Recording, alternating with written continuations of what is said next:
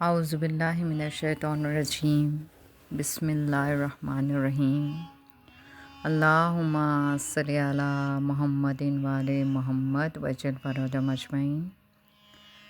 معراج کا مشہور واقعہ جو حضرت امیر المومنین علی ابن ابی طالب علیہ السلام نے اپنی علمی بصیرت و کشف سے بآسانی طے فرمایا، اس واقعے کا تعلق خلیفہ دوم کے دور حکومت سے ہے اور دو شخص نے دارالشرح میں آ کر میراث کا دعویٰ کیا۔ دونوں ایک دوسرے کو کہتے تھے کہ تو میرے باپ کا بیٹا نہیں ہے، یعنی تو میرا بھائی نہیں۔ ان دونوں کے پاس کوئی گواہی بھی نہ تھی۔ خلیفہ دوم پریشان ہوا اور کہ چونکہ شرع میں گواہ کے بغیر فیصلہ ہونا ممکن نہیں تھا، اس نے خاموشی اختیار کی۔ دربار میں حضرت معاذ علیہ السلام بھی تشریف رکھتے تھے۔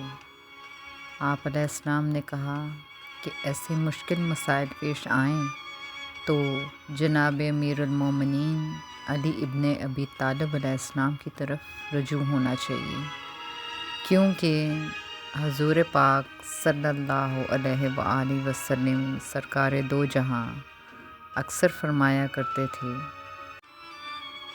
تم سب میں بڑا قاضی اور صحیح فیصلہ کرنے والا حضرت علی علیہ السلام ہے۔ چونکہ فیصلہ کرنے میں تمام علوم کی ضرورت پڑتی ہے اور حضرت علی علیہ السلام ہی علم رسالت صلی اللہ علیہ وآلہ وسلم کے نگہبان ہیں۔ یہ سن کر خلیفہ دوم نے کہا، انہیں حضرت علی علیہ السلام کی خدمت میں لے جاؤ۔ یہ دونوں جناب امیر المومنین حضرت علی ابن ابی طالب علیہ السلام کی خدمت میں پیش ہوئے۔ آپ علیہ السلام نے جناب عمار علیہ السلام سے فرمایا کہ ان دونوں کو دارالشرح لے چلو۔ آپ علیہ السلام کچھ دیر بعد وہاں تشریف لائے۔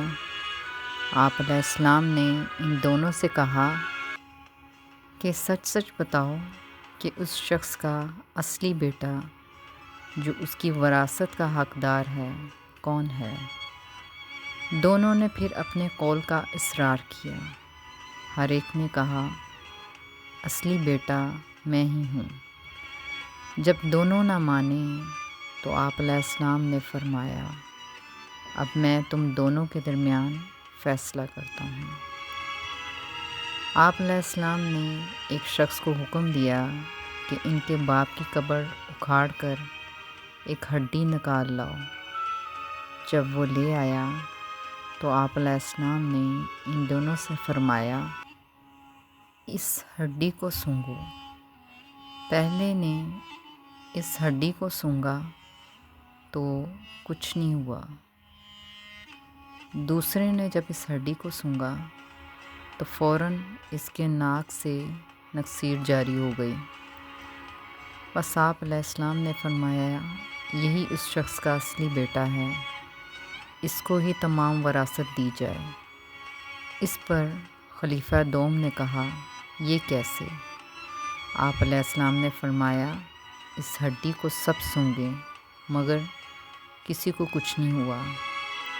اس نوجوان کو دوبارہ ہڈی سونگائی گئی تو پھر نکسیر جاری ہو گئی۔